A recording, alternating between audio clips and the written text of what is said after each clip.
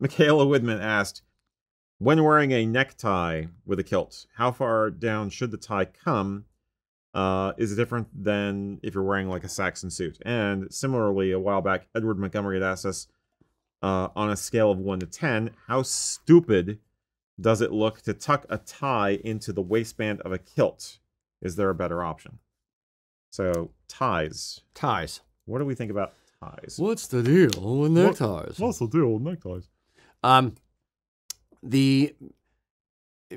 A kilt is worn much higher than you wear your pants. It's obviously worn above your belly button.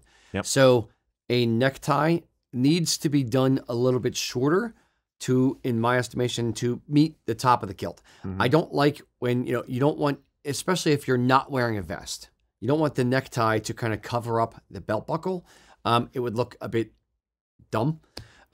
So when I tie a necktie for, wearing with the kilt, I will tie it a bit short. I'll start with a longer short end, than I normally would if I'm wearing pants, because it's worn higher.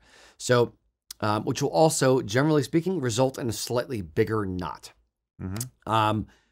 I want the top of my tie when it's tied to meet the top of the kilt. I don't want it to really go down beyond that. I want it to meet right about here. If I'm wearing a vest, I don't want it to show below the the bottom V notch at the bottom of the vest. Right. And I don't want to have to tuck it in. That said, if I tie a tie and it's a little bit long, do you tuck it in to the back of the kilt? For me, no. Undo the tie and redo the freaking tie. Yes. If I'm wearing a vest Preach. and I'm in a hurry, then maybe tuck it in, but it's going to come untucked. So I would rather, just redo it and have it end a little bit shorter. Basically, as soon as you're done that, just, pull off the knot and, pull the short end down a little bit more. Short end for me is on this side, and then redo it. Boom, done. Yep. Erik. Yep. Oh, you basically said it, but to add some nuance for you, if I may. One of Pelham's maxims is that one should never rush at the hour of the toilet.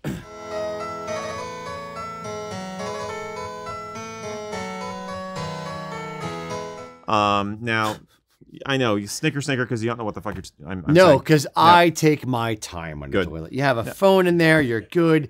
A good 45 minutes to hour and a half. This is why we can't TikTok have nice videos. No, you got to take your time in the bathroom. It's peace. It's quiet. Before There's no kids. Before it meant your thunder bucket, Rocky. The term toilet or toilet thunder bucket referred to. You never heard that? No, referred I've to the never heard time thunder when you're bucket. getting dressed and washing. Okay, you Philistine. You're the one who said thunder bucket.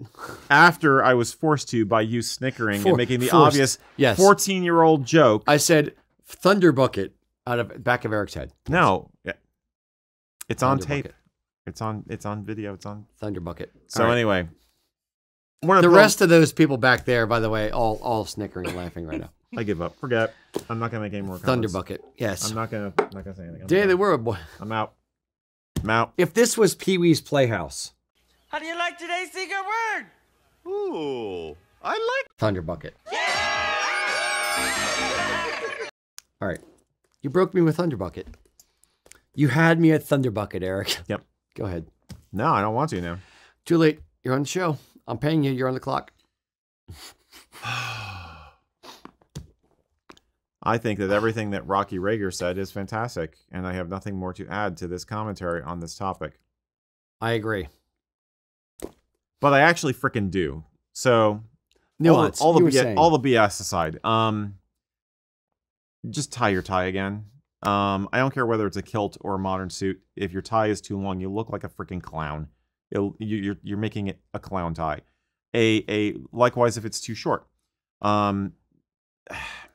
There's an art that takes patience to tying a tie. Now, what Rocky was saying about sometimes he'll wind up doing a thicker knot or result in a thicker knot. If he's doing the tie shorter, makes perfect sense, especially if you're using a traditional wool tie, which has been a very standard part of Highland dress for a long time now. You have to expect the tie, the knot to be a little thicker, and the tie in general is bulkier. So this is also why we sometimes recommend a spread collar shirt as opposed to a point collar. Now, the other thing is a tie is a useless accessory. I love them, but the tie is basically a cloth necklace. It doesn't serve any purpose with modern clothing. You don't need it to hold a cravat close or anything like that. So at least do it right.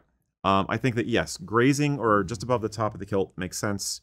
I definitely recommend using a tie bar or a tie tack, basically to keep the tie in place because it's less likely to flop around, especially if it's shorter now. But honestly, for my money, I would much rather wear the tie with a waistcoat. Have a vest, a waistcoat, sweater vest.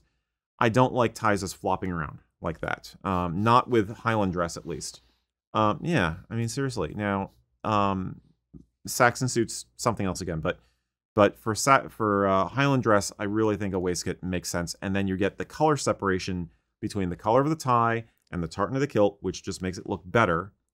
And it's more uniform, and you don't have to worry about looking like a slob. It just looks more together. It looks more traditional, and it's a nice pop of color and hides a multitude of sins, shall we say. So I think waistcoats and ties are meant to go together, or sweaters. I'm going to add some. I agree 100%. I'm going to add some nuance to yours. One, when you're tying the tie shorter, as we were discussing, you feel like it's a clown tie. Because it's shorter than you ever worn a tie. You might, yes. You literally are like wearing it really, really short and wide. And it's just like, this looks weird. When you put on your vest, you're hiding it. It looks fine. You don't want it to peek out the bottom like peekaboo. You don't want that. So wearing the tie like a clown tie makes sense so that it doesn't look dumb later. Yeah, but it doesn't have to be so short that it looks clownish. Even if you know how to do a couple different knot designs, you can take out the bulk gracefully, and it's not going to be that bad. Yep. And Mac and I might be a little bit biased. I mean, I've worn pre-modern fashions. I have a number of ties from the 1930s and 40s, and so I'm used to shorter ties because the fashion back then was for a shorter tie. Yep. So, but ultimately, it doesn't bother me, but is all I'm saying. Yeah, but ultimately the point is it's hidden by the vest when you button your vest. Not like this, but if it was buttoned, I'm not. It's going to be fine. No one's going to see the bottom of it. You're good. Yeah. Your point about wing collar shirts, bang on. A pointed collar or a collar where it comes more like this doesn't look as good, but a wider spread collar will look great with a thicker knot. Yes. Which is, ultimately where you're going to That's the idea. Go with so it. Learn how to do a full Windsor tie. And you'll be good. Yeah. And the other, either Windsor or full Windsor or half Windsor, either of those is fine. Exactly. Just not less of a four in hand with a four in hand is the. Yeah. It's the easy one every kid learns. Mm-hmm. The point I will bring up about the tie bar is you thought of something. And I'm like, yes, exactly. What I found was when I started wearing especially tweed vests, something that's a little bit scratchier fabric, not a soft like Barathea or like a slick kind of surface. Mm-hmm.